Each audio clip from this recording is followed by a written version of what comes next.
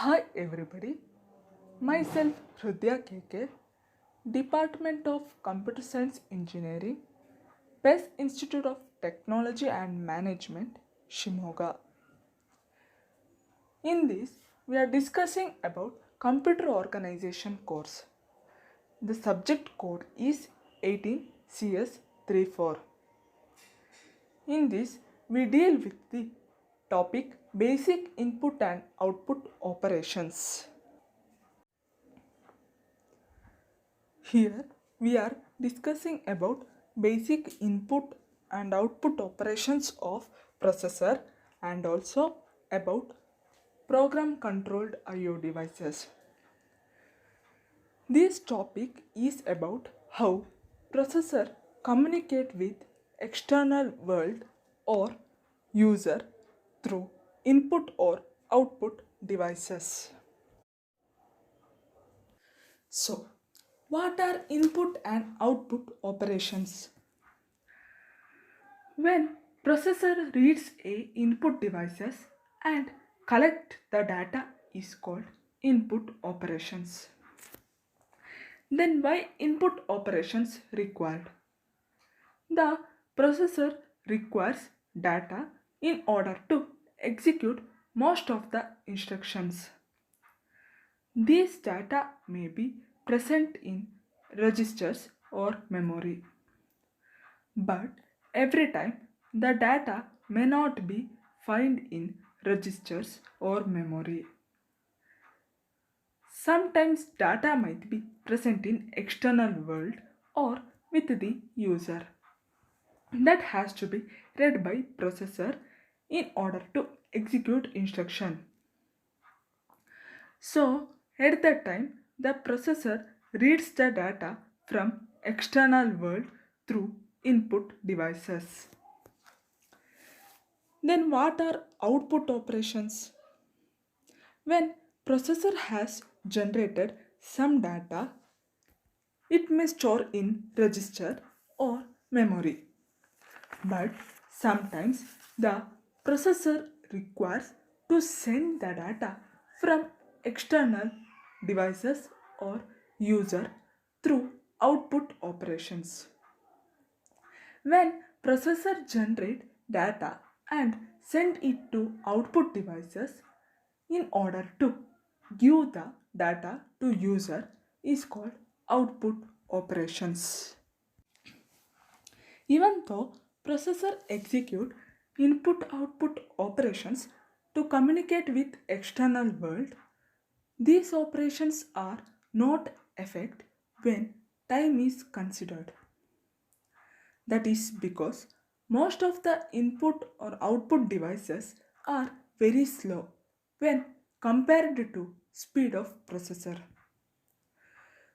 When processor communicate with input or output devices using input or output operations, it affect the performance of processor. Okay. We have already discussed about input operations where data is transferred from input devices to processor or output operations where data is transferred from processor to output devices. This can be practically implemented by using three different ways.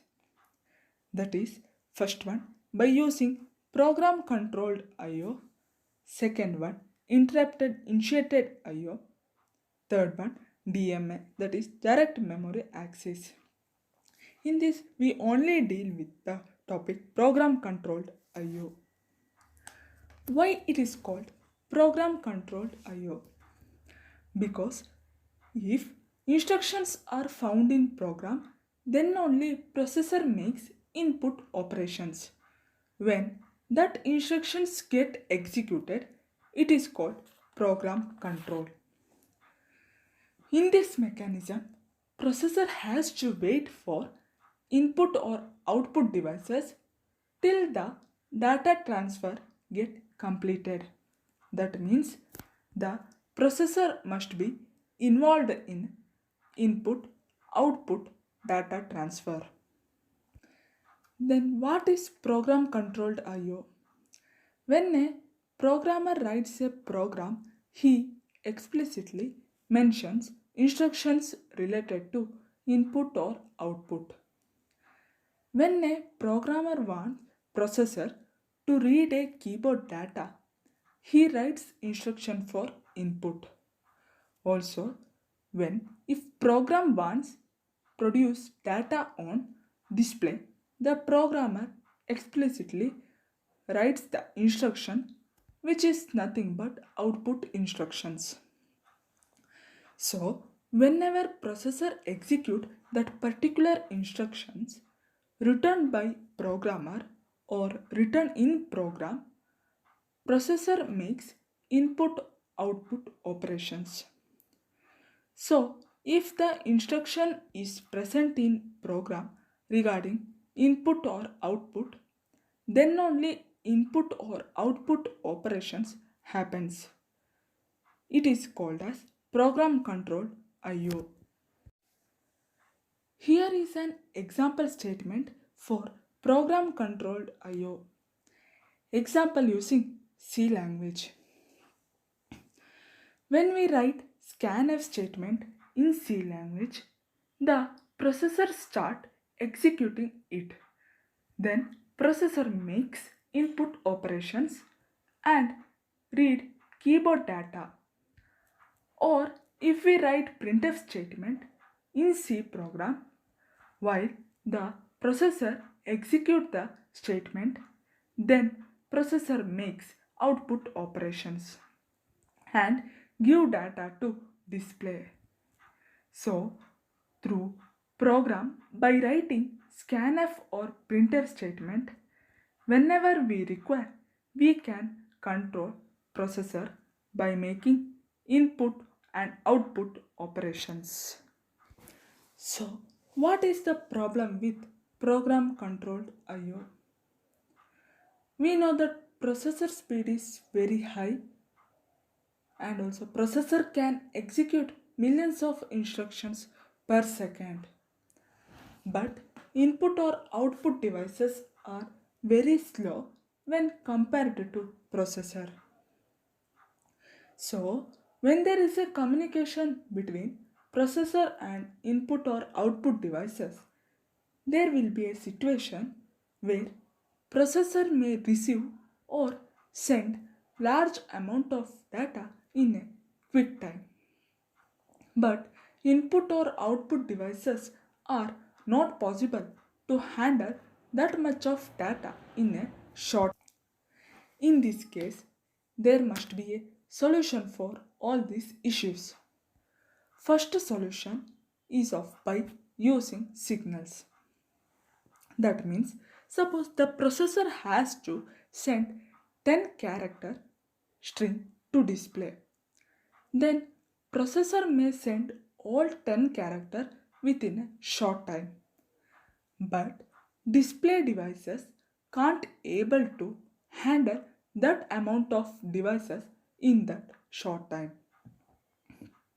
So in this signal work has we make a display to send the signal to processor whenever it possesses a very character. That means when the processor send one character to display and waits for signal from display. Once it get signal from display, that characters has been possessed and processor sends one more character. Similarly, if processor is trying to read keyboard data, data may not be prepared by keyboard. Keyboard takes some time to prepare the data. Once data is prepared, then keyboard can send the signal to processor indicating that data is ready and data transfer can be done. That time processor takes care of data transfer instead of waiting for input or output devices. Let us see how this example work practically. The solution we discussed in previous slide is written diagrammatically here. In this, the processor which is connected to input devices, that is keyboard, and the output devices display. As we discussed, the keyboard has a signal called SIN and display has a signal called SOUT, which means status of input and status of output devices. Here, data in is the memory that has to be read by processor during scanf statement. Data out is the memory where processor sends the data to memory and later display it on screen. In this both status in and status out and the memory regarding input and output devices, everything is within input and output devices itself and it is not in processor. Now let us take example of keyboard processor encounters scanf statement. In its program, that time processor initiates input operations. Initially, the value of a SIN signal in the keyboard will be 0, indicating the keyboard has not prepared any data to send it to the processor. So, processor just looks to SIN status and when it finds SN value is 0 and it waits the keyboard to prepare the data. Once keyboard has the data to send to processor, it makes the SN flag as 1. Processor keeps reading the SN status or signals.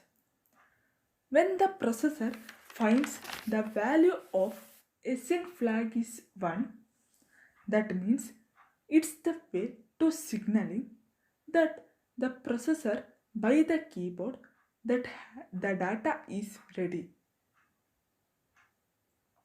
So that when SN is 1, then the processor actually reads the data from data in memory from the keyboard and places it in processor.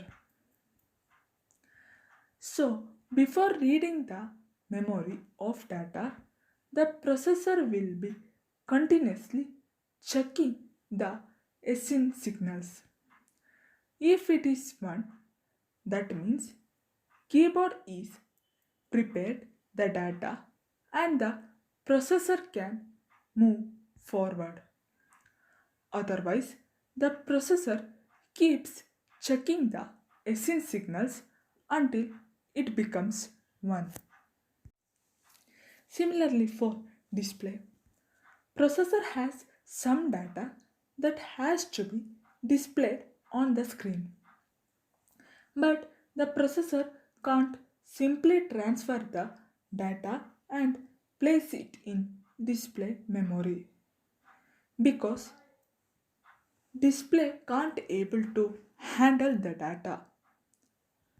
We have already learned that display devices are very slow when compared to processor.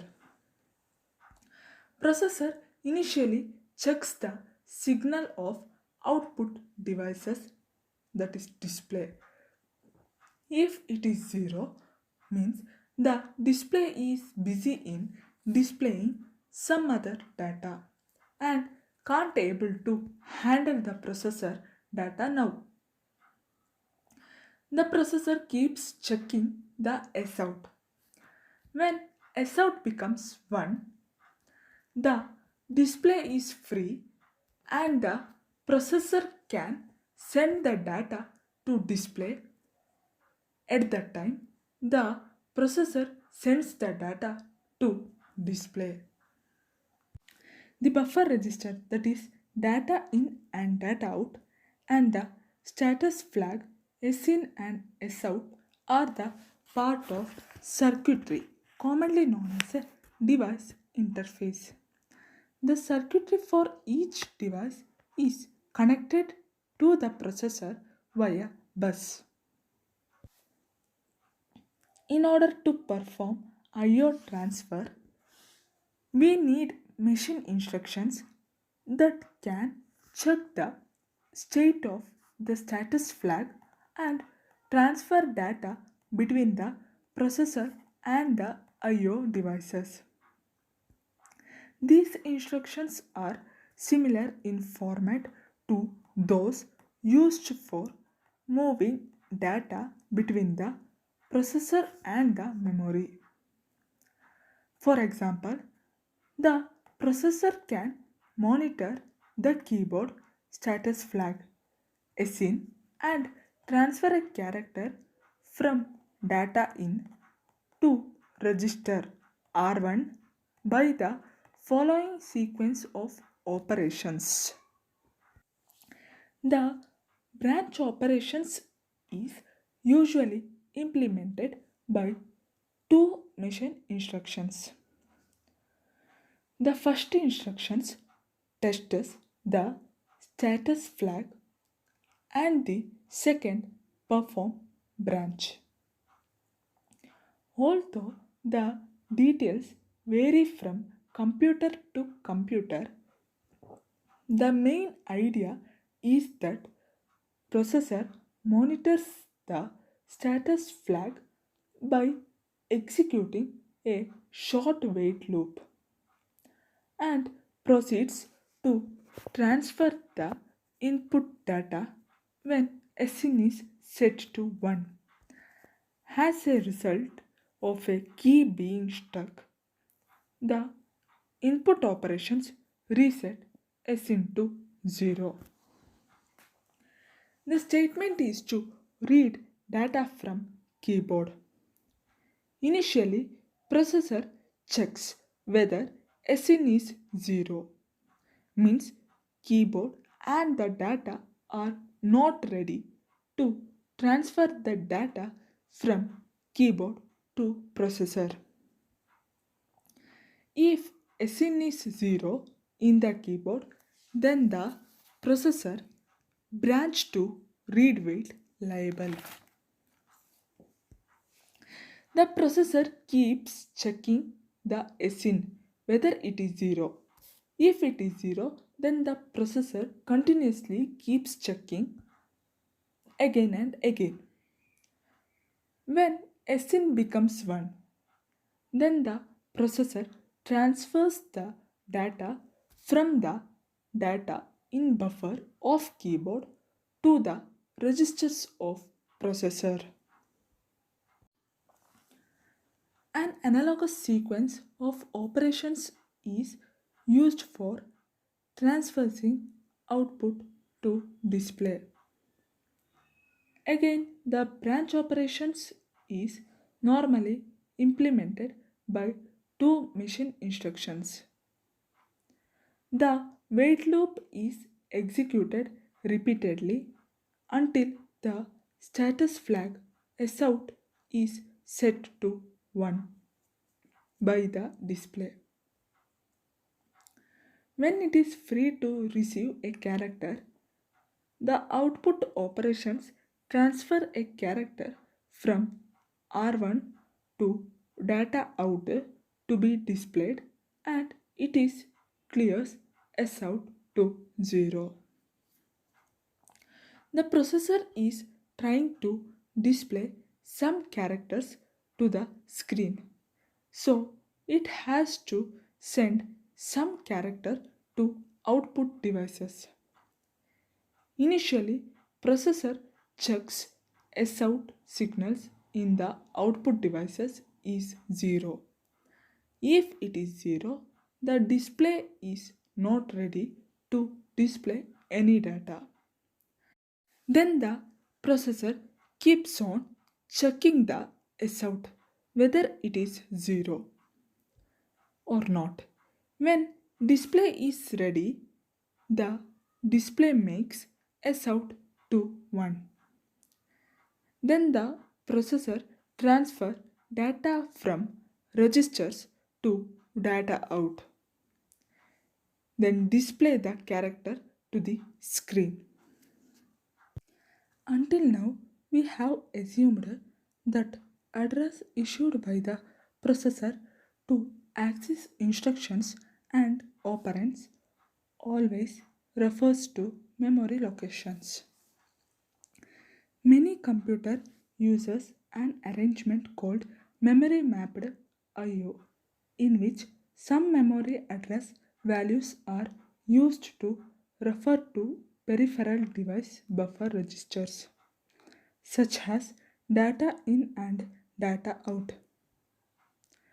Thus, no special instructions are needed to access the content of these registers.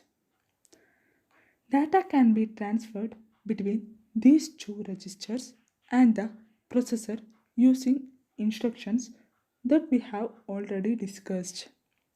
For example, the content of the keyboard character buffer data in and can be transferred to registers R1 in the processor by the instructions move byte data in R1.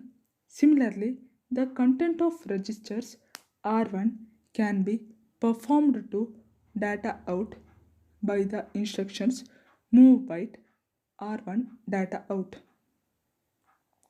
The status flag SIN and SOUT are automatically cleared when the buffer registers data in and data out are referenced respectively.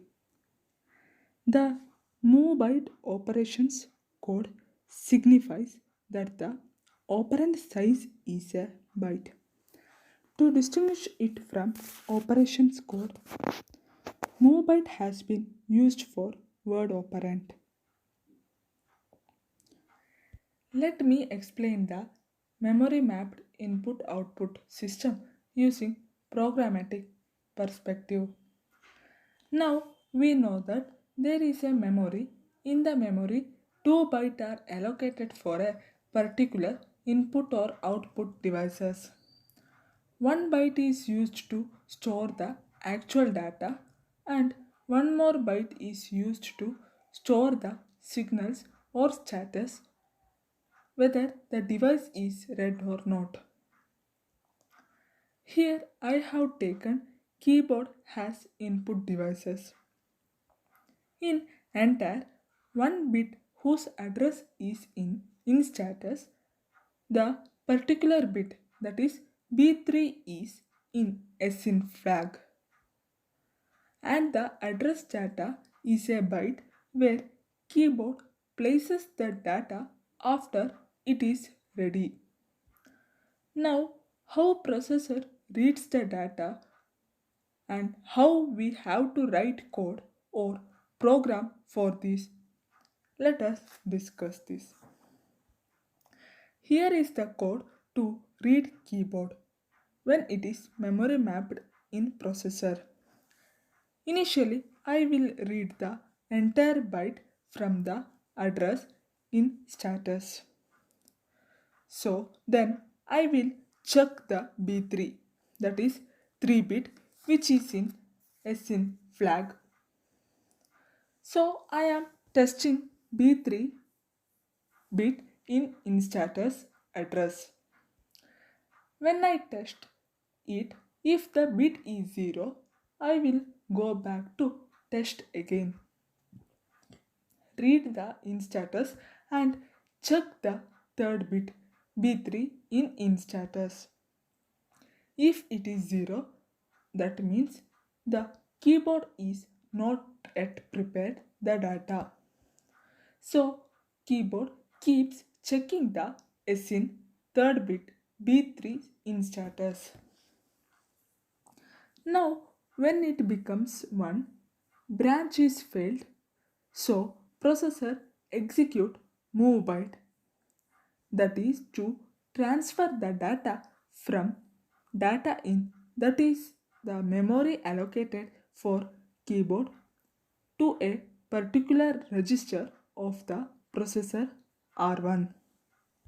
As we discussed, the read operations implemented by the machine instruction sequence in the similar way, write operations may be implemented.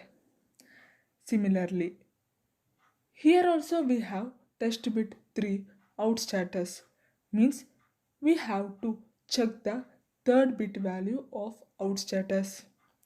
Here 3 bit indicates the S out flag.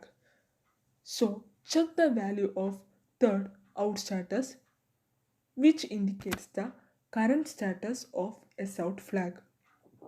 If it is 0, then the processor continue in a waiting state.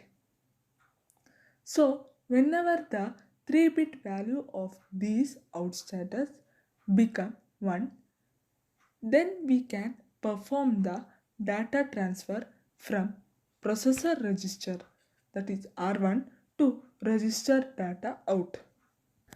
So the test bit instruction tests the state of one bit in the destination location, where the bit position to be tested is indicated by the first operand. If the bit tested is equal to 0, then the condition of the branch instructions is true and a branch is made to the being of wait loop. When the device is ready, then it is when the bit tested become equal to 1, the data are read from the input buffer or written into the output buffer. Okay, here is the program which uses the two operations, that is to read a line of the character typed at a keyboard and send them to the output devices, that is display. As the characters are reading one by one, they are stored in data area in the memory and then echoed back out to the display. The program finishes when the carriage return character, that is CR, is read, stored and sent to the display. The address of the first byte location of the memory data area where the line is to be stored is LOC. Register R0 is used to point to this area and initially loaded with the address LOC by the first instructions in the program. Register R0 is incremented for each character read and displayed by the auto increment addressing mode, which is used in compare instructions. The program controlled I/O requires continuous involvement of the processor in the I/O activities. Almost all of the execution time for the program is accounted for in the two wait loops. While the processor waits for a character to be struck or for the display to become available. It is desired to avoid wasting processor execution time in this situation.